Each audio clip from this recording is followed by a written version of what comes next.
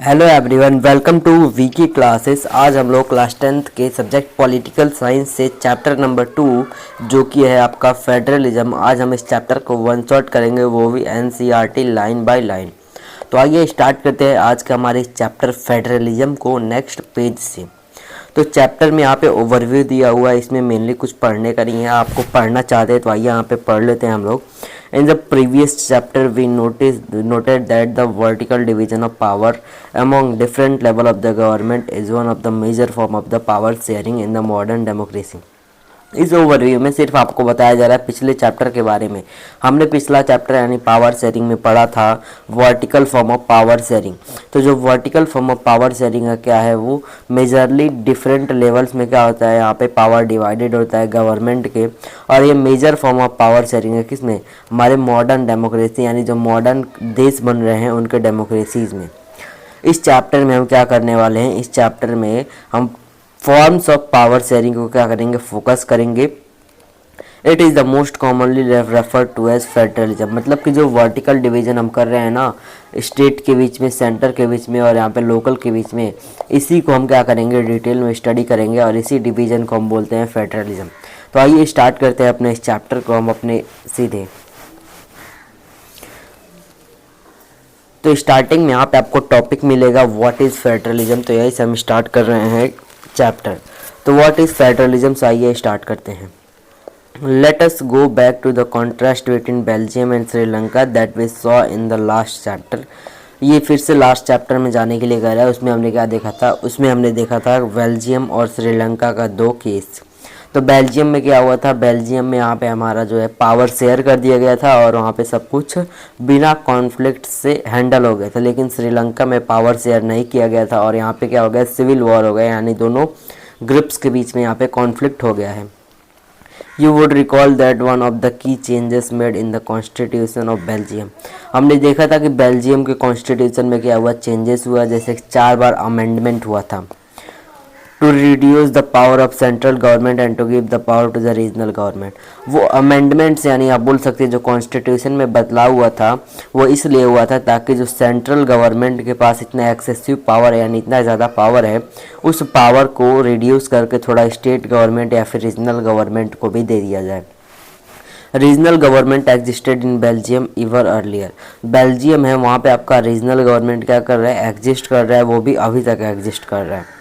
They had their roles and powers, उनके पास क्या उनका रोल है और उनका पावर है। But all these power were given to these government and could be withdrawn by the central government. लेकिन जो भी पावर है हमारे रीजनल गवर्नमेंट के पास, ये सब पावर कौन दिया है, ये सब पावर गवर्नमेंट दिया है उसको, और सेंट्रल गवर्नमेंट इसको क्या कर सकता है, विड्रॉ भी कर सकता है। The change that took place in 1993 was that the regional government were given constitutional power that were no longer dependent on the central government.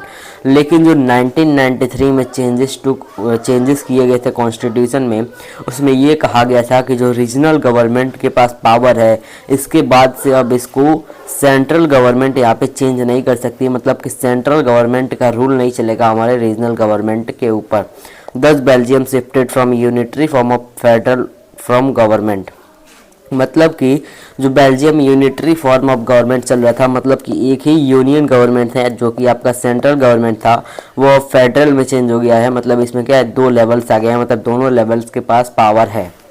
यही सिंपल से इसमें बताया गया। इसमें सिंपली आपको कहानी देखना है, बेल्जियम के बारे में बताया गया फर्स्ट पैराग्राफ में। इसमें आपको आगे बताया गया, ये देख लेते हैं। श्रीलंका की बात किया जा रहा है। तो श्रीलंका क्या है, for all practices purpose and unitary system were the national government has two powers. Sri Lanka में अभी तक भी क्या है, अभी तक क्या है, श्रीलंका में यहाँ पे यूनिटरी सिस्टम ही है। Tamil leaders went Sri Lanka to become federal system. लेकिन जो तमिल लीडर है वो चाह रहे हैं कि श्रीलंका क्या बन जाए, फेडरल कंट्री बन जाए। लेकिन यहाँ पे जो सिन्हाला है वो नहीं चाह रहा है कि श्रीलंका जो है वो फेडरल बने। तो समझ में आ गया है। फर्स्ट पैराग्राफ में बेल्जियम का 1993 के पहले की बात किया गया है। 1993 के पहले आप देखेंगे तो बेल्जियम में सेंट्रल गवर्नमेंट एग्जिस्ट करता था, तो उसके पास पावर नहीं था। अगर पावर था भी तो वो क्या कर सकता था, सेंट्रल गवर्नमेंट उसको रिड्यूस कर सकता था। लेकिन 1993 के बाद जो कॉन्स्टिट्यूशन में चेंजेस हुए, इससे हमारे रीजनल गवर्नमेंट के पास पावर आया और अब सेंट्रल गवर्नमेंट का कोई भी कंट्रोल उस पर नहीं चलेगा।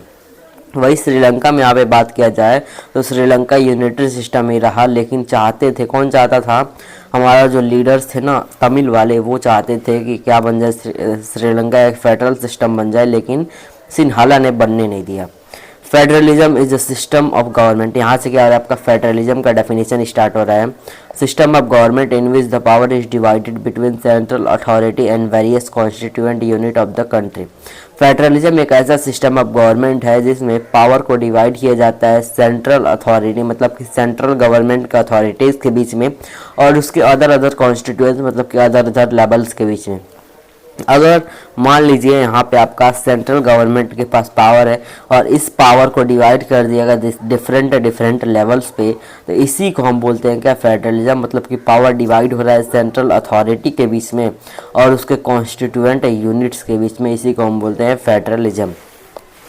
Usually a federalism has two levels of government. Usually आप देखेंगे मतलब कि आमतौर पे देखेंगे तो आपके पास फेडरलिज्म में कितने लेवल्स दिखेंगे, 2 लेवल्स ऑफ गवर्नमेंट दिखेंगे। One is the government of entire country that usually responsible for the few subjects of the common national interest. एक जो लेवल होगा वो कैसे होगा, जो कंट्री को चला रहा होगा, जो नेशनल लेवल पे होगा और वो नेशनल इंटरेस्ट वाले सब्जेक्ट को हैंडल कर रहा होगा, मतलब कि डिफेंस हो गया, बैंकिंग, वही सब सब्जेक्ट को हैंडल कर रहा होता है। और जो दूसरा लेवल होता है गवर्नमेंट का, वो ऐसा लेवल होता है जो कि प्रोविंसेस में होता है। प्रोविंस का मतलब हो गया रीजनल में होता है, यानी स्टेट गवर्नमेंट में होता है प्रोविंस, या फिर हम स्टेट बोल सकते हैं।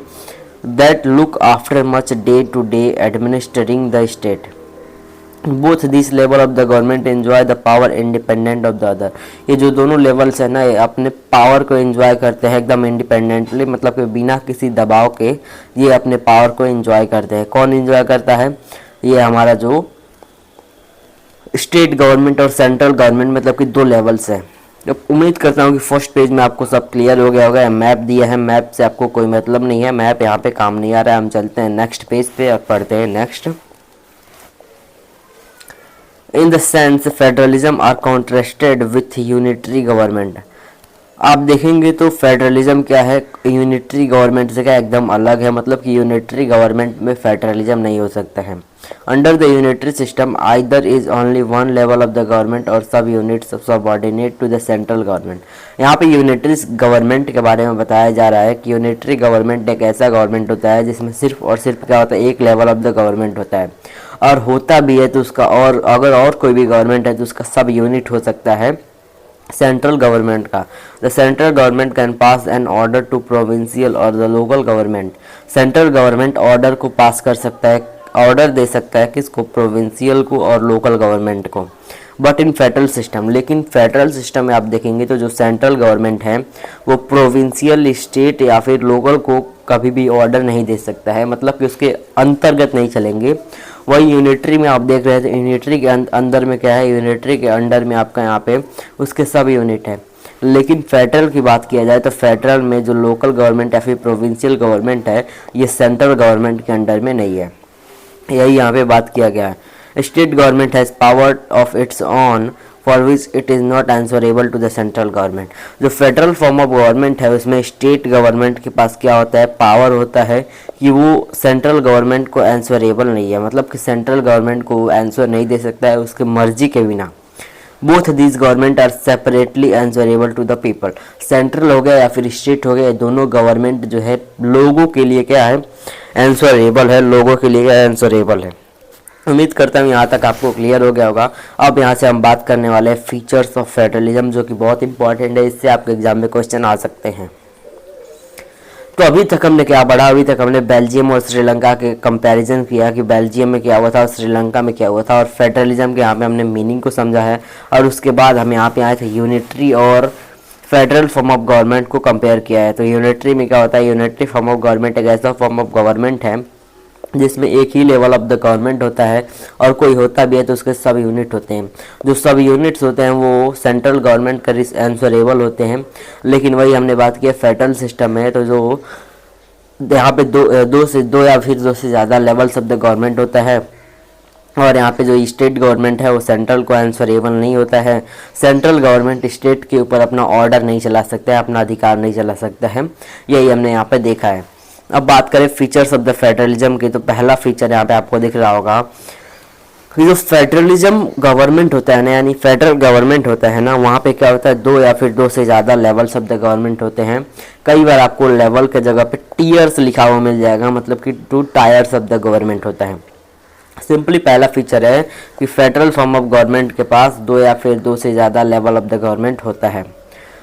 अलग अलग जो टीयर होते हैं, यानी कि अलग अलग जो लेवल होते हैं गवर्नमेंट के, जैसे सेंट्रल हो गया फिर स्टेट हो गया, ये क्या करते हैं, सेम सिटीजन को क्या करते हैं, यहाँ पे सेम सिटीजन के ऊपर रूल करते हैं। लेकिन हर एक टीयर के पास क्या है, उसका ज्यूरिडिक्शन है, मतलब कि उसका एरिया है कि उसको कहाँ पे क्या करना है, राज करना है, कहाँ पे उसका रूल चलेगा। In specific matter of legislation, taxation and administration. आपका मैटर कौन कौन से हो गया, लेजिस्लेशन हो गया, टैक्सेशन हो गया और एडमिनिस्ट्रेशन हो गया। तो हमने क्या देखा अभी कि फेडरल फॉर्म ऑफ गवर्नमेंट में यहाँ पे दो या फिर दो से ज़्यादा लेवल्स होते हैं। और दूसरी की बात किया कि हर एक लेवल का क्या है, यानी जो भी अलग अलग लेवल्स हैं वो सेम सिटीजन को रूल करते हैं, और उनका अपना ज्यूरिडिक्शन है, मतलब कि अपना जस्टिस करने का एरिया है। किस मैटर पे, आपका लेजिस्लेशन हो गया, आपका टैक्सेशन हो गया, या फिर अपना एडमिनिस्ट्रेशन हो गया। नेक्स्ट बात करें तो the jurisdiction of respective levels और tiers of the government are specified in the constitution. उनका जो ज्यूरिडिक्शन है, मतलब कि कहाँ पे वो रूल करेंगे, वो स्पेसिफिकली आपको कॉन्स्टिट्यूशन में गिवन होता है। So the existence and authority of each tier of the government is constitutionally guaranteed. मतलब कि उनका जो अथॉरिटी है और एग्जिस्टेंस है हर एक लेवल्स का, वो कॉन्स्टिट्यूशन में गारंटेड है, उनको कहीं पे भी कोई हटा नहीं सकता है। थर्ड पॉइंट में हमने क्या देखा कि जो ज्यूरिडिक्शन होता है हर एक लेवल ऑफ द गवर्नमेंट का कॉन्स्टिट्यूशन में स्पेसिफिक मेंशन होता है, ताकि कोई भी उसके एग्जिस्टेंस और अथॉरिटी पे सवाल ना उठा पाए, उसको कहीं भी हटा ना सके। चौथे पॉइंट की बात करें, the fundamental provision of the constitution can't be unilaterally changed by one level of the government. Such changes require the consent of both level of the government. जो भी आपका फंडामेंटल प्रोविज़न है हमारे कॉन्स्टिट्यूशन में, यानी कि आपका फंडामेंटल राइट्स हो गया या फिर फंडामेंटल ड्यूटीज़ हो गया, ये एक लेवल से क्या हो सकता है, चेंज नहीं हो सकता। मतलब कोई एक लेवल इसको चेंज नहीं कर सकता है।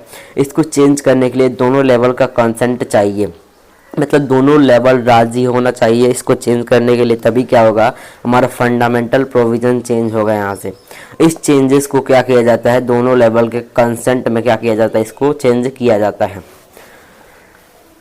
Courts have the power to interpret the constitution and the power bit of different levels of the government. The highest court act as the umpire if disputes arise between different levels of the government in the exercise of their respective powers. इस point में बात किया जा रहा है, जो courts है ना, कोर्ट्स के पास पावर होता है कि वो कॉन्स्टिट्यूशन और जो अलग अलग लेवल्स हैं उनके मैटर में इंटरफेयर कर सकते हैं, यानी इंटरप्रेट कर सके। जो अलग अलग लेवल्स हैं उनके मैटर में इंटरप्रेट करने का पावर हमारे कोर्ट के पास है। जो हायर कोर्ट है ना, यानी अपना सुप्रीम कोर्ट है, वो अगर डिस्प्यूट हो गया किसी भी दो लेवल्स के बीच में, तो उसको सुलझाने के लिए एक अंपायर की तरह एक्ट करता है, मतलब कि सुलझाने वाले की तरह एक्ट करता है हमारा हाईएस्ट कोर्ट यानी सुप्रीम कोर्ट है। क्या करता है, कोर्ट का पहला फंक्शन हमने यहाँ पे देखा है, जो कोर्ट होता है वो क्या करता है, कॉन्स्टिट्यूशन में उनके पास पावर होता है कि वो अलग अलग लेवल्स के बीच में इंटरफेयर कर सके, इंटरप्रेट कर सके। दूसरी बात है, अगर दो लेवल्स के बीच में क्या हो गया, यहाँ पे डिस्प्यूट्स हो गया, तो कोर्ट्स के पास पावर होता है कि उसमें क्या करे, अंपायर की तरह एक्ट करे, उसको सुलझाने का कोशिश करे। 6 पॉइंट की बात करें तो sources of the revenue of the each level of the government is clearly specify to ensure its financial autonomy. जो सोर्सेस ऑफ रेवेन्यू होता है, मतलब हर एक लेवल ऑफ द गवर्नमेंट का रेवेन्यू का सोर्स होता होगा, यानी पैसों का सोर्स, मतलब उनके पास कहाँ से इनकम आएगा, तो क्लियरली आपको उनके फाइनेंशियल ऑटोनॉमी में लिखा होता है, यानी कॉन्स्टिट्यूशन में मेंशन होता है। 7th पॉइंट की बात करें, द फेडरल सिस्टम दज has the dual objective. Federal system के पास दो ऑब्जेक्टिव होता है। पहला ऑब्जेक्टिव होता है कि क्या करे, वो अपने यूनिटी को सेव करे और प्रमोट करे कंट्री के लिए, while at the same time accommodate regional diversity. और दूसरा ये है कि उसी टाइम पे ये रीजनल डाइवर्सिटी को क्या करे, बैलेंस करे या फिर एकोमोडेट करे। Therefore, two aspects are crucial for the institution and practice of federalism। इसीलिए दो एस्पेक्ट क्या है, फेडरलिज्म के प्रैक्टिस के लिए क्रूशियल है, इम्पोर्टेंट है। Government at different level should agree to some rules of power sharing. जो अलग अलग लेवल्स के गवर्नमेंट है ना, ये एग्री होते हैं क्या करने के लिए, इन रूल्स, पावर शेयरिंग के रूल्स के लिए। They should also trust that each would abide by part of the agreement। ये आप छोड़ सकते हैं, हम डायरेक्ट आते हैं कहाँ पे, यहाँ पे देखिए, this system of the government है both of aspects mutual trust and agreement to life through. यहाँ से हम स्टार्ट करते हैं। यहाँ तक हमने क्या पढ़ा, ये जो पॉइंट्स आपको दिए हैं ना एनसीईआरटी में, बहुत इंपॉर्टेंट पॉइंट्स है। फीचर्स ऑफ द गवर्नमेंट से, फीचर्स ऑफ द फेडरलिज्म से क्वेश्चन आ सकता है। हम यहाँ से स्टार्ट करते हैं। The exact balance of the power between the central and state government varies from one federation to another। जो एग्जैक्ट डिवीजन है पावर्स का, यानी एग्जैक्ट बैलेंस है पावर का सेंट्रल और स्टेट के बीच में, क्या करता है, चेंजेस होते रहते हैं, यानी वेरी करता रहता है हर एक फेडरेशन से दूसरे फेडरेशन तक, मतलब कि एक फेडरल यूनिट से दूसरे फेडरल यूनिट के बीच में। दिस बैलेंस डिपेंड तो mainly on the historical context. ये मेनली हिस्टोरिकल कॉन्टेक्स्ट के ऊपर डिपेंड करता है, in which the federation was formed. किस हिस्टोरिकल कॉन्टेक्स्ट से हमारा फेडरेशन फॉर्म हुआ था। There are two kind of the route through which federation have been form. दो काइंड ऑफ द रूट है जिससे फॉर्म हो सकता है। पहला रूट है इंडिपेंडेंट स्टेट आके एक साथ आके क्या बनाए, एक बिगर यूनिट बनाए, मतलब कि कई सारे इंडिपेंडेंट स्टेट्स आए और एक बिगर यूनिट बना लिया, आके क्या बना दिया, एक बिगर यूनिट बता दिया। तो इस फेडरेशन को हम क्या बोलते हैं, इस फेडरेशन को हम बोलते हैं यहाँ पे है कमिंग टुगेदर फेडरेशन। और दूसरी टाइप ऑफ फेडरेशन की बात करें, इसका एग्जांपल क्या हो जाएगा, कमिंग टुगेदर फेडरलिज्म का एग्जांपल हो जाएगा यूएसए हो गया, स्विट्जरलैंड हो गया, ऑस्ट्रेलिया हो गया। और दूसरी कैटेगरी के फेडरेशन है जिसमें हमारा एक बिगर पावर आता है। सॉरी, आप पहले इसी को देख लेते हैं। जो आपका कमिंग टुगेदर फेडरलिज्म है ना, इसमें आता है यूएसए आता है, स्विट्जरलैंड आता है, ऑस्ट्रेलिया आता है। In the first category of federation all the constituent states usually have equal power. जो कमिंग टुगेदर फेडरलिज्म है, इसमें क्या है, सब कॉन्स्टिट्यूएंट यानी हर लेवल ऑफ द गवर्नमेंट के पास क्या होता है, इक्वल पावर होता है। And strong the federal unit, और ये क्या होता है, स्ट्रॉन्ग फेडरल गवर्नमेंट बना लेते हैं, क्योंकि अलग अलग आके क्या बनाता है, एक सिंगल बनाता है। दूसरे रूट की बात करें तो एक सिंगल कंट्री यानी एक लार्ज कंट्री जो होगा ना, वो अलग अलग पार्ट में टूट जाएगा, यानी अलग अलग अपने पावर को अलग अलग पार्ट में बांट देगा। इसी को हम बोलते हैं होल्डिंग टुगेदर फेडरेशन। जैसे कि आप बेल्जियम में देखें तो बेल्जियम में जो सेंट्रल गवर्नमेंट था वो क्या किया, आपने पावर को शेयर कर दिया। इंडिया हो गया, इंडिया में भी देखते हैं आप हॉरिजॉन्टल चलता है। स्पेन हो गया, समझ में आ गया, होल्डिंग टुगेदर फेडरलिज्म। इस होल्डिंग टुगेदर फेडरलिज्म में जो सेंट्रल गवर्नमेंट होता है वो मोर पावरफुल होता है स्टेट्स से। और देखते हैं कि अलग अलग जो कॉन्स्टिट्यूएंट यूनिट है फेडरेशन में, उनके पास क्या होता है, अनइक्वल पावर होता है, मतलब कि उनके लेवल्स के ऊपर डिपेंड करता है। जैसे कि यूनियन के पास सबसे ज़्यादा होगा, स्टेट के पास उससे कम होगा, लोकल के पास सबसे कम होगा, ऐसे डिपेंड करता है। उम्मीद करता हूँ क्लियर होगा। ज्यूरिडिक्शन का मीनिंग यहाँ पे लिखा हुआ है। चलिए हम चलते हैं नेक्स्ट पेज पे। अगला टॉपिक आता है हमारा क्या, what makes India federal. India को क्या, कौन सी चीज़ है जो फेडरल बनाती है, आइए देखते हैं। तो आइए अपने टॉपिक को स्टार्ट करते हैं कि what makes India federal. India को कौन सी चीज़ है जो फेडरल कंट्री बनाती है। तो यहाँ पे आप इस पॉइंट को छोड़ सकते हैं। आइए मैं आपको एक्सप्लेन कर देता हूँ। We have earlier seen how small country like Belgium and Sri Lanka face many problems of managing diversity. हमने देखा है पीछे की जो कैसे छोटे छोटे कंट्रीज जैसे कि बेल्जियम हो गया, श्रीलंका हो गया, कैसे अपने डाइवर्सिटी को मैनेज किए हैं, मतलब कि जो विविधता है अलग अलग लैंग्वेजेस की, उनका कैसे मेंटेन किए हैं, मैनेज किए हैं, अभी हमने देखा है। What about the vast country like India. लेकिन ये जो डाइवर्सिटी है बड़े बड़े कंट्रीज़ में भी है, जैसे कि आपका इंडिया हो गया। So many languages, religions and regions, what are the power sharing arrangement in our country. तो हमारे देश में कौन से पावर शेयरिंग अरेंजमेंट यहाँ पे प्रैक्टिस किया जाता है। Let us begin with the constitution. अगर हम कॉन्स्टिट्यूशन से स्टार्ट करें तो इंडिया जो है ना वो एक इंडिपेंडेंट नेशन इमर्ज होके आता है एक ब्लडी और पेनफुल पार्टीशन के बाद। जब हम 1947 में हम क्या हुए, इंडिपेंडेंट हो गए। वो कैसा पार्टीशन था, ब्लडी था, और पेनफुल पार्टीशन के बाद इंडिया क्या हो गया, एक इंडिपेंडेंट कंट्री बन गया। सून आफ्टर इंडिपेंडेंस के बाद अलग अलग जो प्रिंसली स्टेट है, यानी बहुत सारे प्रिंसली स्टेट हैं, वो हमारे कंट्री का पार्ट बन गए, मतलब कि इंडिया का पार्ट बन गए। The constitution declared India as a union of state. इसलिए कॉन्स्टिट्यूशन ने इंडिया को यूनियन ऑफ स्टेट्स को डिक्लेयर कर दिया, मतलब कि अलग अलग स्टेट्स आके अपना यूनियन बना रहे हैं यहाँ पे इंडिया में। Although it did not use the words federation, लेकिन हमारे कॉन्स्टिट्यूशन में फेडरेशन या फिर फेडरलिज्म का जिक्र नहीं हुआ है। यहाँ पे सिर्फ यूनियन का ही जिक्र हुआ है। The Indian union is based on the principle of federalism. लेकिन जो इंडियन यूनियन है ना वो फेडरलिज्म के प्रिंसिपल पे ही बेस किया गया है। यहाँ पे हमने देखा कि जो कॉन्स्टिट्यूशन है वो, जो हमारा कॉन्स्टिट्यूशन है वहाँ से हमने देखा कि जो इंडिया है वो क्या बन गया, इंडिपेंडेंट नेशन बन गया एक पेनफुल और ब्लडी पार्टीशन के बाद। इंडिपेंडेंस के बाद जो अलग अलग प्रिंसली स्टेट्स हैं वो आके इंडिया में क्या हो गए, सेटल हो गए। तो कॉन्स्टिट्यूशन ने डिक्लेयर कर दिया इंडिया को यूनियन ऑफ द स्टेट। इसी से जो हमारा फेडरेशन वर्ड है हमारे कॉन्स्टिट्यूशन में कहीं भी लिखा हुआ नहीं है। तो हमारा लेकिन जो यूनियन बेस्ड कंट्री आपका इंडिया है वो किसके प्रिंसिपल पे चलता है, फेडरलिज्म के प्रिंसिपल पे चलता है। अगर हम उन सातों फीचर को देखें फेडरलिज्म का, तो सातों फीचर में आप देख रहे होंगे क्या, we can see that all this feature apply on the provision of Indian constitution. वो सातों फीचर किसके कॉन्स्टिट्यूशन के हिसाब से चल रहे हैं, हमारे इंडिया के कॉन्स्टिट्यूशन पे भी क्या है, वो सातों फीचर अप्लाई है। The constitution originally provide two tier of the system of government, the union government और what the central government representing the union of India and the state government. हमने उन सातों फीचर को देखा तो वहाँ पे हमने देख रहे हैं कि जो हमारे कंट्री है यानी इंडिया है उसमें सातों फीचर क्या है, अप्लाई है इंडिया के कॉन्स्टिट्यूशन में।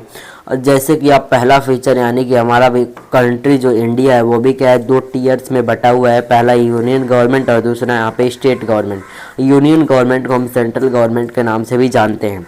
बाद में आपका एक third tier of the federalism add किया गया हमारे कॉन्स्टिट्यूशन में, जिसको हम पंचायत या फिर म्यूनसिपाल्टी के नाम से जानते हैं, और इन दोनों को कंबाइन करके हम लोकल गवर्नमेंट का नाम से जानते हैं।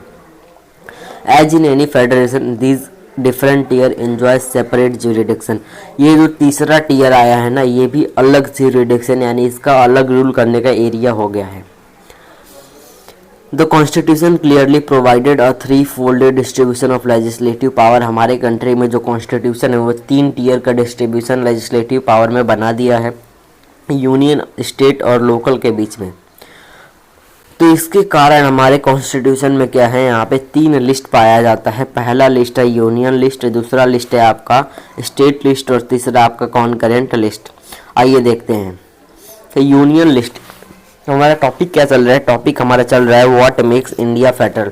इंडिया को क्या बनाता है फेडरल कंट्री। तो आपका पहला आप बता देंगे कि हमारे देश में क्या है, अलग अलग डाइवर्सिटी में क्या है, लिस्ट बता हुआ है, मतलब कि तीनों लेवल्स को उनका पावर बताया गया है कि वो किस किस जगह पे रूल कर सकते हैं। तो यूनियन लिस्ट की बात करें तो इसके अंदर जो सब्जेक्ट आते हैं ना वो नेशनल इंपॉर्टेंस, मतलब कि जो नेशन से रिलेटेड होते हैं, इंटरनेशनल सब्जेक्ट आते हैं यहाँ पे हमारे यूनियन लिस्ट में। जैसे कि आपका डिफेंस हो गया हमारे कंट्री का, फॉरेन एक्सचेंज हो गया, बैंकिंग हो गया, कम्युनिकेशन हो गया, करेंसी हो गया, ये सब सब्जेक्ट किस में आते हैं, यूनियन लिस्ट में आते हैं। ये जो है ना ये इंक्लूडेड होते हैं इस लिस्ट में, क्योंकि ये जो यूनिफॉर्म पॉलिसी होता है ना वो इसी मैटर पे होता है जो कि हमारे कंट्री के बाहर चलता है। इसीलिए आप सिंपली यहाँ पे याद रखिए कि जो यूनियन लिस्ट है उसमें सब्जेक्ट कौन कौन से आते हैं जो नेशनल इंपॉर्टेंस के होते हैं। जैसे आपका डिफेंस हो गया, फॉरेन अफेयर्स हो गया, बैंकिंग हो गया, कम्युनिकेशन हो गया, करेंसी हो गया। दूसरी चीज़ की बात करें तो जो यूनियन गवर्नमेंट होता है ना वही लॉ बना सकता है इस यूनियन लिस्ट में। कौन बना सकता है, यूनियन गवर्नमेंट यूनियन लिस्ट के सब्जेक्ट के ऊपर लॉ बना सकते हैं। इसमें हमने दो चीज़ दिखा, पहला कि इसमें क्या क्या सब्जेक्ट आते हैं और दूसरा कि इस पर कौन कौन लॉ बना सकता है। आते हैं स्टेट लिस्ट पे, तो इसमें कौन कौन से सब्जेक्ट आ जाते हैं। इसमें स्टेट या फिर लोकल इंपॉर्टेंस के सब्जेक्ट आते हैं, जैसे कि पुलिस हो गया, ट्रेड हो गया, कॉमर्स हो गया, एग्रीकल्चर हो गया, इरीगेशन हो गया। यहाँ पे इस लिस्ट में स्टेट गवर्नमेंट के पास पावर होता है कि वो क्या बना सके, इन सब्जेक्ट के ऊपर लॉ बना सके। तीसरी आती है आपके कॉन्करेंट गवर्नमेंट, कॉन्करेंट लिस्ट। इसमें सब्जेक्ट आते हैं जिसमें यूनियन और स्टेट गवर्नमेंट दोनों मिलकर लॉ बना सकते हैं। इसमें सब्जेक्ट आ जाते हैं जैसे आपका एजुकेशन हो गया, फॉरेस्ट हो गया, ट्रेड हो गया, मैरिज हो गया, अडॉप्शन हो गया। इन सब सब्जेक्ट के ऊपर कौन बनाता है लॉ? यूनियन और स्टेट दोनों बना सकते हैं। Both the union as well as state government law बना सकते हैं इस पे। The subject mention in this law list, if their laws conflict with each other, law made by the union government will prevail।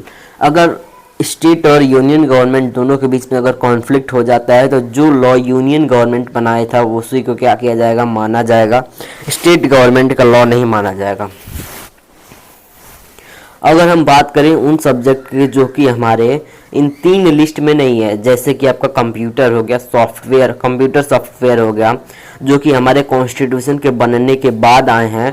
तो हमारे constitution के according क्या है, यूनियन गवर्नमेंट के पास पावर है कि इन सब्जेक्ट के ऊपर क्या बनाए, लॉ बनाए। जैसे कि आपका कंप्यूटर हो गया, सॉफ्टवेयर हो गया, जिसको हम रेसिड्यूरी सब्जेक्ट के नाम से जानते हैं। तो तीसरा अगर आपका आएगा तो रेसिड्यूरी सब्जेक्ट हो गया, जिसमें आपका आगे कंप्यूटर हो गया, सॉफ्टवेयर हो गया। इन सब ये ऐसे सब्जेक्ट है जो कि हमारे कॉन्स्टिट्यूशन के बनने के बाद आया है, इसलिए इसका हम नाम देते हैं residuary power. We noted above that the most federation that are formed by the holding together do not give equal power in its constituent unit। हमने देखा है कि जो होल्डिंग टुगेदर फेडरेशन है, इसमें पावर जो है ना इक्वली नहीं मिल रहा है। किसको? हर एक कॉन्स्टिट्यूएंट को इक्वल पावर नहीं मिल रहा है।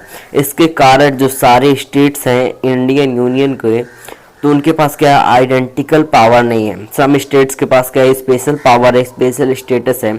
और जैसे कि आपका आसाम हो गया, नागालैंड हो गया, अरुणाचल प्रदेश हो गया, मिजोरम हो गया, इनके पास क्या है, कुछ स्पेशल पावर है। किसके तहत स्पेशल पावर है? आर्टिकल 371 के तहत क्या है, इनके पास कुछ स्पेशल पावर है। क्यों इनके पास स्पेशल पावर है? क्योंकि इनके पास कुछ सोशल और हिस्टोरिकल सर्कमस्टांसेस पाया जाता है। मतलब कि सोशल उनके पास कुछ है, हिस्टोरिकल रिलेटेड सर्कमस्टांसेस उनके पास पाया जाता है। These special power are enjoyed in relation to the protection of land right of indigenous people।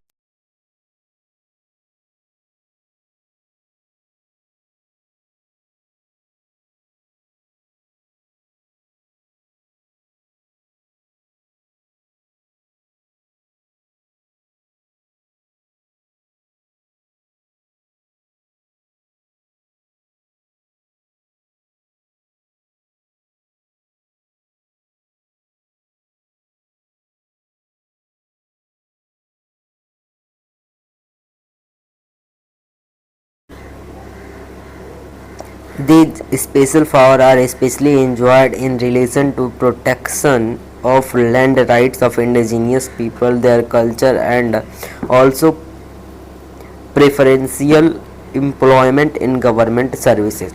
ये जो स्पेशल पावर होता है सर्टेन स्टेट्स के पास, वो किस लिए होता है? ताकि वो प्रोटेक्ट कर सके अपने लैंड राइट को, अपने कल्चर को, और जो एम्प्लॉयमेंट का प्रीफरेंस है हमारे गवर्नमेंट सर्विस में, उसके लिए क्या होता है, इनको स्पेशल पावर दिया जाता है। इंडियंस हु आर नॉट, जो भी इंडियंस है जो कि उन स्टेट्स के परमानेंट रेसिडेंट नहीं है, यानी परमानेंट रहने वाले नहीं हैं, तो वो उस स्टेट में लैंड बाय नहीं कर सकते, लैंड या फिर हाउस को बाय नहीं कर सकते हैं। Similar special provision exist for some other states of India as well. यही जो स्पेशल प्रोविज़न है वो कुछ और स्टेट्स के लिए भी एग्जिस्ट करता है। नेक्स्ट बात करें आगे क्या है, आगे आपका यहाँ पे नेक्स्ट पैराग्राफ दिया हुआ है कि there are some units of Indian union which enjoy very little power. कुछ यूनिट्स हैं हमारे इंडियन यूनियन में जो कि बहुत ही छोटा सा, बहुत ही कम पावर एंजॉय करते हैं। These are areas which are too small. ये वैसे एरिया जो का बहुत स्मॉल हैं to become an independent state but which could not be merge with any of existing state.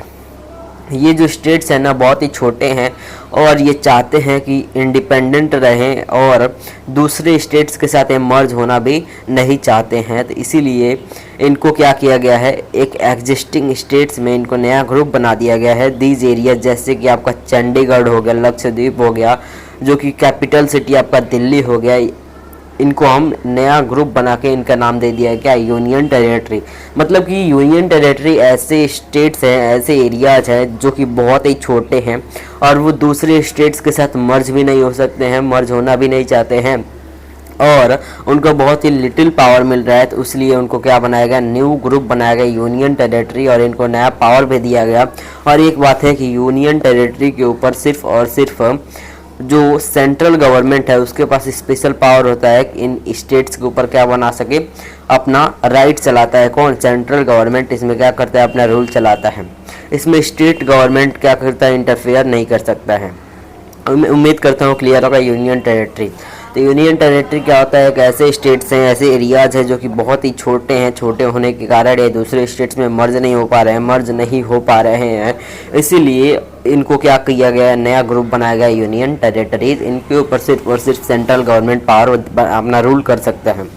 This sharing of the power between union government and the state government is basic to the structure of the constitution. ये जो power है between किसके बीच में, union government और state government के बीच में, ये क्या है, आपका स्ट्रक्चर दिया गया है किसमें, कॉन्स्टिट्यूशन में गिवन है। It is not easy to make changes to these power sharing.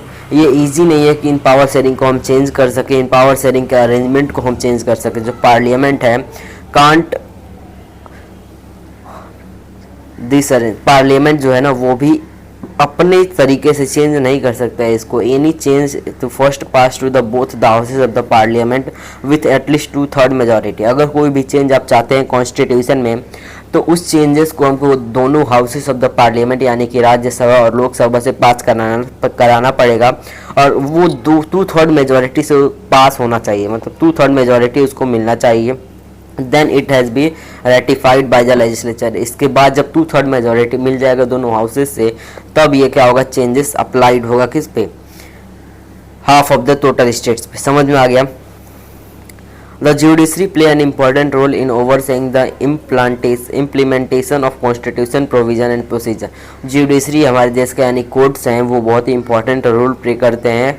किस में रोल प्ले करते हैं, वो कॉन्स्टिट्यूशन प्रोविज़न को इम्प्लीमेंट करने में, मतलब कि कॉन्स्टिट्यूशन में क्या क्या प्रोविज़न है वो अच्छी तरीके से इम्प्लीमेंट करने में क्या करता है, जुडिशरी इंपॉर्टेंट रोल प्ले करता है। In case of any dispute, अगर कोई भी डिस्प्यूट हो जाता है पावर के डिवीजन के बीच में, तो हाई कोर्ट और सुप्रीम कोर्ट क्या करता है, उसमें डिसीजन लेता है। डिस्प्यूट्स के बीच में कौन लेता है, सुप्रीम कोर्ट और High Court. The union in state government have the power to raise resources by levying taxes in order to carry the government and responsibility assign to the each of the them. आपका जो union और state government है इनके पास right होता है कि ये अपना रिवेन्यू जनरेट करे, किससे, टैक्सेस के माध्यम से। टैक्सेस के माध्यम से क्या करते हैं, अपना रिवेन्यू जनरेट करते हैं, जो कि वो उनका क्या होता है, रिस्पॉन्सिबिलिटी होता है कि वो क्या करे, अपना रेवेन्यू को जनरेट कर सके। उम्मीद करता हूँ यहाँ तक क्लियर होगा। अब आते हैं नेक्स्ट टॉपिक के ऊपर यानी नेक्स्ट पैराग्राफ के ऊपर। ये सब आप स्किप कर सकते हैं, आपका काम करेंगे। हम आते हैं डायरेक्ट अपने पैराग्राफ के ऊपर यानी नेक्स्ट टॉपिक के ऊपर, how federalism practice in India. Federalism कैसे हमारे भारत देश में प्रैक्टिस किया जाता है, तो इसके बारे में आप यहाँ पे पढ़ना ज़रूरी नहीं है। सिंपली 3 चीज़ समझिएगा। फेडरलिज्म प्रैक्टिस किया जाता है किस 3 चीज़ों के माध्यम से। आप इसमें 3 टॉपिक पढ़ेंगे। पहला पढ़ेंगे लिंग्विस्टिक स्टेट के बारे में, दूसरा पढ़ेंगे लैंग्वेज पॉलिसी के बारे में, तीसरा पढ़ेंगे सेंटर स्टेट रिलेशनशिप के बारे में। तो आइए स्टार्ट करते हैं डायरेक्ट। हम लिंग्विस्टिक स्टेट्स चाहें तो इसको पढ़ सकते हैं आप। आइए हम अपने लिंग्विस्टिक स्टेट से स्टार्ट करते हैं। The creation of linguistic state was the first and the major test for the democratic politics in our country। जो लिंग्विस्टिक स्टेट का क्रिएशन था वो बहुत ही पहला और मेजर टेस्ट था, किसके लिए, हमारे डेमोक्रेटिक पॉलिटिक्स के लिए, ताकि वो डेमोक्रेटिक पॉलिटिक्स को चेक कर सके। आइए नेक्स्ट आते हैं। If you look the political map of the India when it journey of democracy in 1947 and that of 2019, you will be surprised by the extent of changes. Many old states have vanished and many new states have been created। आप देखेंगे 1947 से 2019 के दौर में तो बहुत ही old states जो है ना वो वैनिश्ड हो गए हैं, मतलब कि गायब हो गए हैं, और बहुत ही न्यू स्टेट्स यहाँ पे क्रिएट हो गए हैं। एरिया हो गया, बाउंड्री हो गया, उनका नेम ऑफ द स्टेट हो गया, सब क्या हो गया, चेंज हो गया है। 1947 में जो बाउंड्री है कुछ ओल्ड स्टेट्स का, वो क्या हो गया, चेंज हो गया है। Order to create a new states बनाने के चक्कर में ओल्ड स्टेट्स का बाउंड्री चेंज हो गया है। This was done to ensure that people who spoke the same language lived in the same state. ये इसलिए किया गया है ताकि जो लोग हैं जो सेम लैंग्वेज बोलते हैं वो सेम स्टेट में रह सके, मतलब कि अलग अलग लैंग्वेज के लोग अलग अलग स्टेट में ना रहें, एक लैंग्वेज के लोग क्या रहें, एक ही स्टेट में रहें। Some states were created not on the basis of the language but to recognize the differences based on culture, ethnicity and geography। कुछ स्टेट्स सिर्फ और सिर्फ लैंग्वेज के डिफरेंसेस से नहीं क्रिएट हुए हैं, वो कल्चर के डिफरेंस से, एथनिसिटी और जियोग्राफी के डिफरेंस से भी क्या हुआ है, क्रिएट हुआ है। इसमें कौन कौन से स्टेट आ जाएंगे, आपका नागालैंड, मतलब कि लिंग्विस्टिक पॉलिसी यानी लिंग्विस्टिक स्टेट्स में कौन कौन से स्टेट आ जाएंगे, नागालैंड आ गया, उत्तराखंड आ गया, झारखंड आ गया। ये सब ऐसे स्टेट्स हैं जो कि ओल्ड स्टेट्स को रिप्लेस करके बनाया गया है। बात करें यहाँ पे अब नेक्स्ट पैराग्राफ की। अब यहाँ पे देखिए आप, when the demand of the formation of the state on the basis of the language was raise.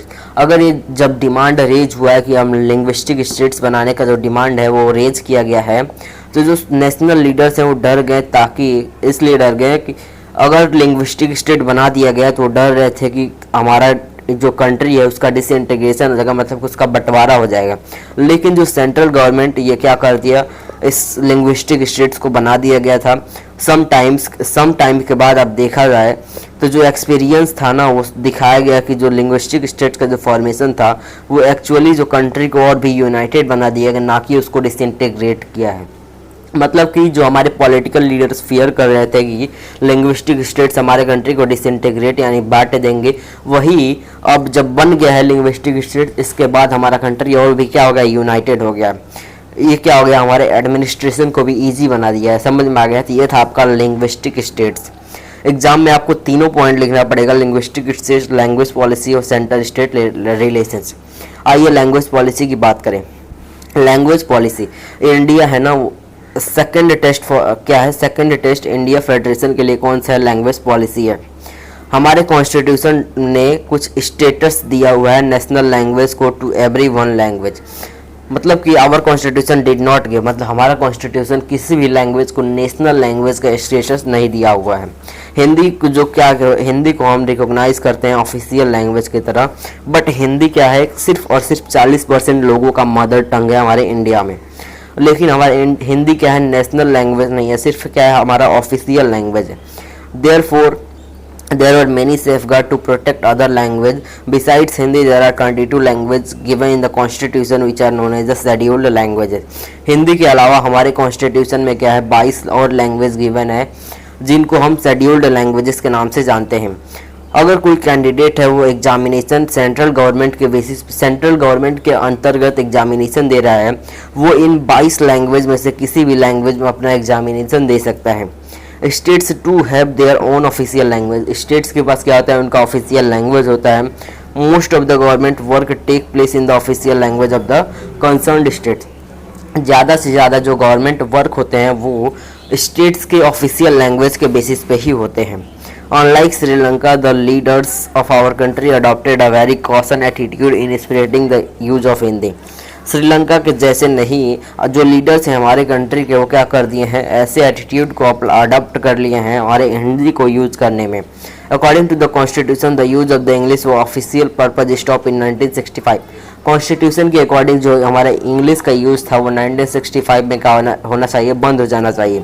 लेकिन जो नॉन हिंदी स्पीकिंग स्टेट्स है वो क्या कर दिया अपना, और डिमांड करने लगे इंग्लिश को कंटिन्यू करने के लिए। इसी को लेकर हमारे तमिलनाडु में जो है ना मूवमेंट यानी वायलेंट मूवमेंट टुक प्लेस हो गया। इसीलिए जो हमारा सेंट्रल गवर्नमेंट है वो फिर से हमारे इंग्लिश लैंग्वेज को कंटिन्यू कर दिया हिंदी के साथ साथ ऑफिशियल पर्पज़ के लिए, मतलब कि ऑफिशियल पर्पज़ में हिंदी और इंग्लिश दोनों लैंग्वेज चलने लगा। Many critics thinks that this solution favored the English speaking elite। promotion of Hindi continues to be official policy of the government of India। जो हिंदी का प्रमोशन है वो हमारे गवर्नमेंट ऑफ द कॉन्स्टिट्यूशन में क्या है, अलाउ है। Promotion does not mean, promotion का मतलब नहीं है कि जो सेंट्रल गवर्नमेंट है वो हिंदी को नॉन हिंदी स्पीकिंग स्टेट्स में इम्पोज करेगा। प्रमोशन का मतलब है कि वो हिंदी को सुपीरियर बनाना चाहेगा। The flexibility shown by the Indian political leader help our country avoid the kind of situation in Sri Lanka. अब आइए हम बात करते हैं सेंटर स्टेट रिलेशन के बारे में। तो लैंग्वेज पॉलिसी भी हमने देख लिया। अब आते हैं सेंटर स्टेट रिलेशन में। Restructuring the centre state relations is one more way in which federation has been strengthened and practiced. Centre state relations एक ऐसा वे है जिससे हमारा फेडरेशन यानी फेडरलिज्म और प्रैक्टिस हो सकता है और स्ट्रेंथन हो सकता है। How the constitution arrangement for sharing of the work reality depend on a large extent how ruling party and leader follow this arrangement. इसको आप छोड़ सकते हैं। For a long time the same party rule both the centre and in most of the states. अगर लंबे समय से एक ही पार्टी सेंटर स्टेट दोनों में रूल कर रही है, इसका मतलब कि जो स्टेट गवर्नमेंट है वो अपने पावर को यानी अपने राइट को एक्सरसाइज नहीं कर रही है ऑटोनॉमस या फेडरल यूनिट में। ऑटोनॉमस मतलब इंडिपेंडेंट फेडरल यूनिट्स में। मतलब क्या हुआ है यहाँ पे हमने देखा कि अगर एक गवर्नमेंट है हमारे सेंटर स्टेट दोनों में, तो इसका मतलब हो गया जो स्टेट गवर्नमेंट है वो अपने राइट्स को एक्सरसाइज नहीं कर रही है और इंडिपेंडेंट फेडरल यूनिट्स में। as and when the ruling party at the state level was different, जब हमारा रूलिंग पार्टी स्टेट लेवल पे डिफरेंट होगा, the party that rule at the centre try to undermine the power of the state. अगर centre पे अलग होगा state पे अलग होगा तो अलग होगा हमारा पार्टी, तो जो सेंटर पे होगा वो ट्राई करेगा कि जो स्टेट पे उसको क्या किया जाए, अंडरमाइन किया जाए, मतलब कि उसको यहाँ पे दबाया जाए। इस तरीके में जो सेंट्रल गवर्नमेंट है ना often misuse the constitution to dismiss the state government that controlled by the rival party। इसी तरीके से जो सेंट्रल गवर्नमेंट है वो यूज करता है क्या, कॉन्स्टिट्यूशन का मिसयूज करता है हमारे स्टेट गवर्नमेंट के तरफ। तो हमारे 1990s में जो चेंजेस हुए उसके बाद जो पीरियड आया वो रीजनल पार्टीज का पीरियड माना जाता है। जैसे कि many states of the country में देखेंगे आप, तो this was also beginning of the era of coalition government. बहुत सारे कंट्रीज बहुत सारे स्टेट्स में आप देखेंगे तो ये कोएलिशन गवर्नमेंट का बिगिनिंग हुआ, मतलब कि कई सारे पार्टीज मिलकर एक पार्टी बना के अपना गवर्नमेंट बना सकते हैं। कोएलिशन गवर्नमेंट जब रूलिंग पार्टी बन जाती है तो इसको हम बोलते हैं alliance. Since no single party got a clear majority, इसमें अब कोई भी single party clear majority Lok Sabha में नहीं लेता है। The major national party had to enter into an alliance, जो मेजर नेशनल पार्टी है वो एक अलायंस में एंटर होता है विच मेनी और अदर पॉलिटिकल पार्टी के साथ। नेक्स्ट बात किया जाए अगला, this led to a new culture of power sharing respect to the autonomy of state government. इससे एक नया कल्चर बन गया है पावर शेयरिंग का स्टेट गवर्नमेंट के ऑटोनॉमी के साथ। This stand was support by the major judgement of Supreme Court. इस स्टैंड को क्या किया गया, सुप्रीम कोर्ट को जजमेंट से क्या किया गया, यहाँ पे अप्रूव किया गया है। It is difficult for the central government to dismiss states government in an arbitrary manner. The federal power sharing is more effectively today than it was in the earlier constitution came into force। आप इसको क्या कर सकते हैं, skip कर सकते हैं। वहीं तक आपका क्या था, क्लियर था। इसको भी आप स्किप कर सकते हैं क्योंकि किसी भी मतलब का नहीं है ये वाला पेज आपका एनसीईआरटी में। आप डायरेक्ट आ जाए डिसेंट्रलाइजेशन वाले टॉपिक पे। तो अभी तक हमने क्या देखा कि इंडिया कैसे फेडरल कंट्री है, इंडिया में कैसे प्रैक्टिस किया जाता है फेडरलिज्म। अब लास्ट टॉपिक आता है आपका चैप्टर का जो कि है डिसेंट्रलाइजेशन इन इंडिया। आइए स्टार्ट करते हैं अपने टॉपिक को। टॉपिक क्या है, डिसेंट्रलाइजेशन इन इंडिया। ये भी बहुत इंपॉर्टेंट टॉपिक है, तो आइए स्टार्ट करते हैं।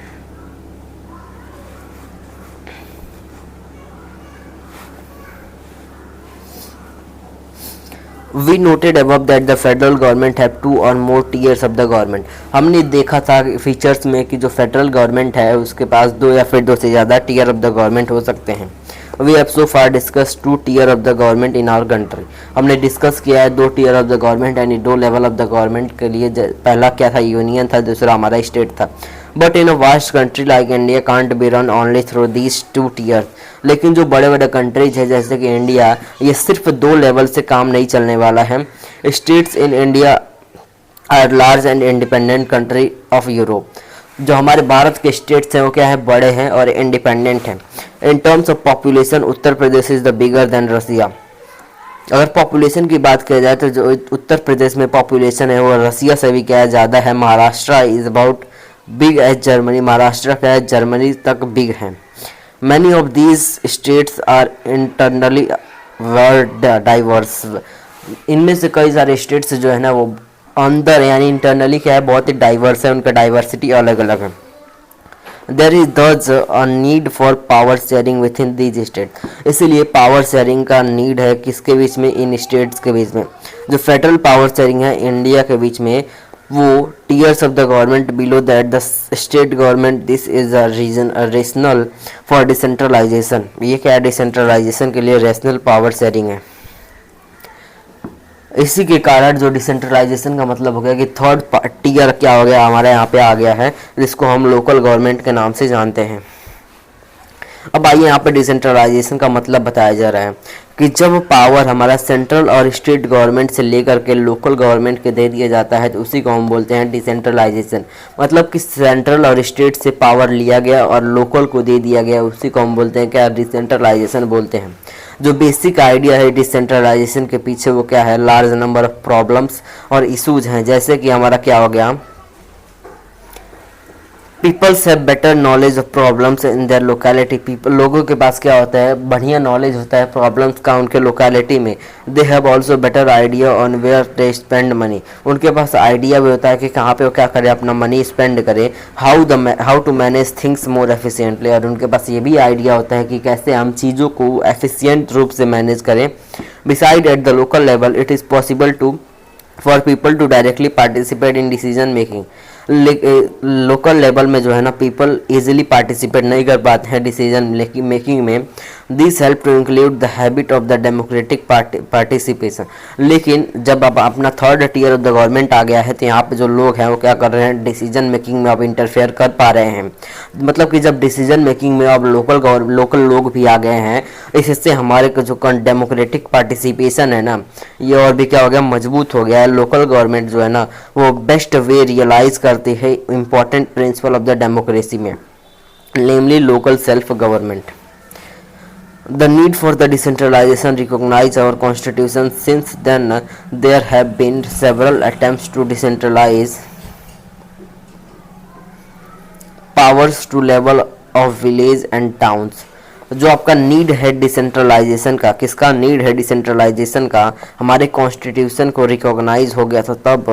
There have been several attempt. जब यहाँ पे कई सारे अटैम्प्ट थे डिसेंट्रलाइज होने में, हमारे पावर ऑफ द टाउन्स हो गया, विलेजेस हो गया, पंचायत हमारे जो विलेजेस में है और म्यूनसिपालिटीज़ है अर्बन एरिया में, ये सेटअप किया गया है किसके अंदर, लोकल गवर्नमेंट के अंदर. But these were directly under the control of state government. लेकिन ये दोनों जो है ना वो डायरेक्टली कंट्रोल में है स्टेट गवर्नमेंट के. Election to these local governments were not held regularly. जो लोकल गवर्नमेंट्स यानी आपका पंचायत हो गया, म्यूनसिपालिटी हो गया, इनका जो इलेक्शन है वो रेगुलरली नहीं किया जाता है. जो लोकल गवर्नमेंट है did not have any power to resources of their own. Local government के पास कोई पावर नहीं होता है खुद के रिसोर्सेज का. दस ये क्या होता है, डिपेंड होता है किसके लिए, स्टेट के ऊपर डिपेंड होता है और ये इफेक्टिव टर्म्स में होता है. Major steps toward decentralisation was taken in 1992. 1992 में मेजर स्टेप लिया गया डिसेंट्रलाइजेशन की तरफ. जो कॉन्स्टिट्यूशन है वो अमेंड किया गया और third tier of the democracy को लाया गया पावरफुल और इफेक्टिव रूप में. अब क्या हो रहा है, तो कॉन्स्टिट्यूशनली मैंडेटरी हो गया है कि रेगुलर इलेक्शन किया जाएगा हमारे लोकल गवर्नमेंट में. दूसरा पॉइंट ये है कि जो सीट है वो रिजर्व किया जाएगा किसके लिए, executive head of the institution, जिसको हम शेड्यूल कास्ट बोलते हैं और शेड्यूल ट्राइब बोलते हैं, यानी एससी एसटी और ओबीसी के लिए क्या होगा, सीट को रिजर्व किया जाएगा. एटलीस्ट 1/3 ऑफ द सीट्स को या 1/3 ऑफ द पोजीशन को रिजर्व किया जाएगा वुमेन्स के लिए. An independent institution called the state election commission.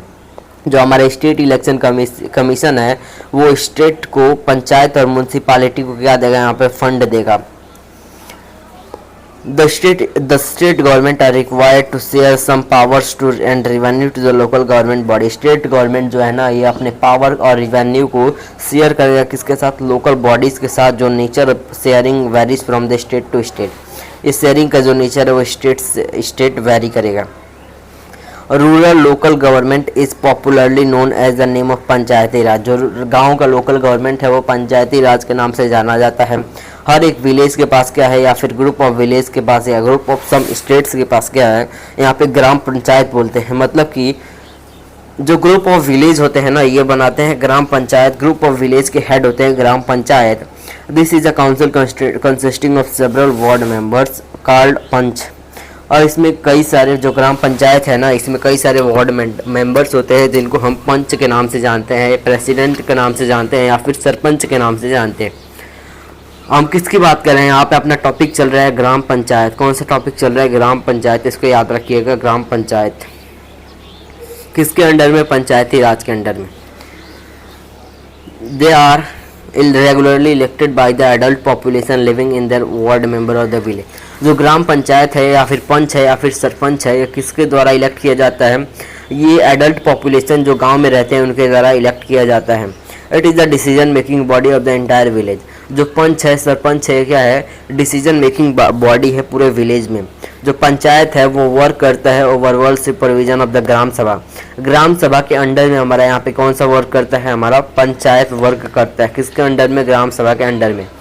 All the voters in the village are its member. जो भी वोटर्स होते हैं विलेज के अंदर वो हमारे ग्राम सभा के मेंबर होते हैं। It has to meet at least twice and thrice in a year to approve the annual budget of the gram panchayat and to review the performance of the gram panchayat.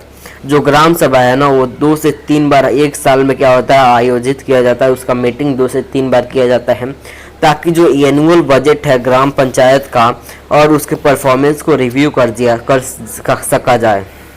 The local government structure goes right up to the district level. जो local government का structure है उन्हें district level तक जाता है। A few gram panchayat are group together to usually form the panchayat samiti या फिर block समिति या फिर मंडल।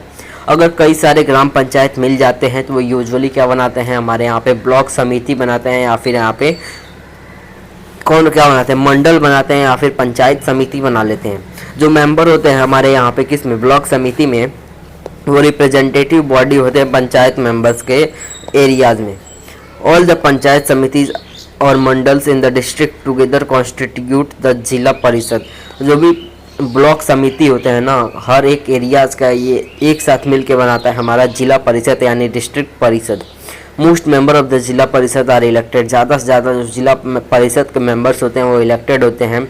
Members of the Lok Sabha and MLAs are direct and some other officials of other district level bodies are also its member. Zila parishad chairperson is the political head of zila parishad. जो जिला परिषद का जो चेयरपर्सन होता है ना, वो जिला परिषद का पॉलिटिकल हेड भी होता है। मतलब कि जो चेयरपर्सन है वो हेड भी है, ये समझ लीजिएगा। तो हमने यहाँ पे जिला परिषद में क्या देखा? जिला परिषद के जो ज़्यादा से ज़्यादा मेंबर्स हैं वो क्या है? इलेक्टेड होते हैं। जो लोकसभा और MLA होते हैं, हमारे लोकसभा के मेंबर्स और MLAs होते हैं डिस्ट्रिक्ट में, और अदर ऑफिशियल्स में क्या होते हैं? डिस्ट्रिक्ट लेवल बॉडीज़ में क्या होते हैं? वो मेंबर्स होते हैं। मतलब कि लोकसभा में जो मेंबर हैं और जो MLA है वो हमारे डिस्ट्रिक्ट लेवल पे भी क्या है? मेंबर है। मतलब कि डिस्ट्रिक्ट परिषद में भी मेंबर हैं। जो जिला परिषद का जो चेयरपर्सन होता है वही जिला परिषद का हेड होता है। सिमिलरली बात किया जाए लोकल बॉडीज़ में एग्जिस्ट इन द अर्बन, मतलब कि जो लोकल बॉडी एग्जिस्ट करता है अर्बन एरियाज में, उसको हम क्या बोलते हैं? म्यूनसिपाल्टीज़ बोलते हैं। वो जो सेटअप हुए हैं किसमें? टाउन्स में क्या है? एग्जिस्ट करते हैं। जो बिग सिटीज़ हैं कॉन्स्टिट्यूशन इन म्यूनसिपल कॉरपोरेशन। जो बड़े बड़े सिटीज़ हैं वो म्यूनसिपल कॉरपोरेशन में क्या है? कॉन्स्टिट्यूटेड है। Both municipality and municipal corporation are controlled by and elected under the peoples representative. जो म्यूनसिपाल्टीज़ है और म्यूनसिपल कॉरपोरेशन है, दोनों किसके ज़्यादा कंट्रोल किए जाते हैं? रिप्रेजेंटेटिव, जो कि लोगों के द्वारा कंट्रोल किए जाते हैं। जो म्यूनसिपल चेयरपर्सन होता है वो पॉलिटिकल हेड होता है म्यूनसिपालिटी का, और जो म्यूनसिपल कॉरपोरेशन होता है इस ऑफिसर को हम क्या बोलते हैं? मेयर बोलते हैं। मतलब कि चेयरपर्सन बोलेंगे, म्यूनसिपल चेयरपर्सन किसको बोलेंगे? म्यूनसिपालिटी के हेड को बोलेंगे, और म्यूनसिपल कॉरपोरेशन को हेड को हम बोलेंगे मेयर। क्या जाने आपने? एक जो आपका म्यूनसिपालिटी का हेड है उसको हम चेयरपर्सन बोलेंगे, और जो आपका म्यूनसिपल कॉरपोरेशन का हेड है उसको हम मेयर बोलेंगे। समझ में आ गया? नेक्स्ट बात करें तो अब यहाँ तक मेनली आपका चैप्टर क्या हो गया? एंड हो गया है। इसके बाहर आपको यहाँ पे 3rd paragraph and last paragraph दिया गया। आइए इसको भी हम रीड कर देते हैं। ये जो आपका है ना 3rd tier of the government, ये नया सिस्टम है लोकल गवर्नमेंट का। Largest experiments in a democracy conducted anywhere in the world are new about the 36 lakh elected representative in the panchayat and municipalities year. उम्मीद करता हूँ कि ये चैप्टर आपको क्लियरली समझ में आया होगा। अगर ये चैप्टर आपको समझ में आ गया क्लियरली तो इस वीडियो को लाइक कीजिएगा, चैनल को सब्सक्राइब कीजिएगा और अगले वीडियोस का इंतज़ार कीजिएगा और शेयर ज़रूर कीजिएगा अपने दोस्तों के पास। यही था इस वीडियो में, हमने यहाँ पे totally NCERT line by line cover कर लिया है किसको, अपने चैप्टर फेडरलिज्म को। तो अब मिलेंगे हम कहाँ पे, नेक्स्ट वीडियो में। तब तक लिए थैंक यू, मिलते हैं नेक्स्ट वीडियो में। और आपका होमवर्क है कि आप इसी एनसीईआरटी से क्या बनाएंगे, अपना नोट्स बनाएंगे पॉइंट्स को छाट छाट के। अब कैसे पॉइंट्स बनाएंगे, पॉइंट्स आप बनाएंगे जैसे ही यहाँ पे फुल स्टॉप लगता है ना, इसको आपको एक पॉइंट मान लेना है और जो भी अनएडवांटेज लगा, मतलब जो भी आपके फ़ायदे का नहीं लगा है इसमें, उसको आपको छोड़ देना है। जो इंपॉर्टेंट पॉइंट है उसको आपको नोट्स करना है। उम्मीद करता हूँ क्लियर हो, क्योंकि अब एग्जाम आ गया है, आपको शॉर्ट नोट्स बनाना है। चलिए मिलेंगे अब हम लोग नेक्स्ट वीडियो में। तब तक के लिए थैंक यू, मिलते हैं नेक्स्ट वीडियो में।